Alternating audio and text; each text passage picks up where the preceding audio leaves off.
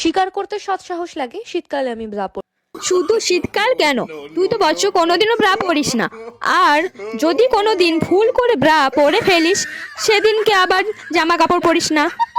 আসলে আমি এতটাই ভান্ডার আমার আছে যে কেউ আমাকে এক জীবনে ভোগ করে শেষ করতে পারবে। তরমুজ বাইরে থেকে দেখতে যত বড় ও সুন্দর লাগুক না কেন, খোসা ছাড়িয়ে যদি দেখা যায় ওটা পচা, তাহলে তখন লাখ থু করে ছুঁড়ে ফেলে দেওয়া হয়।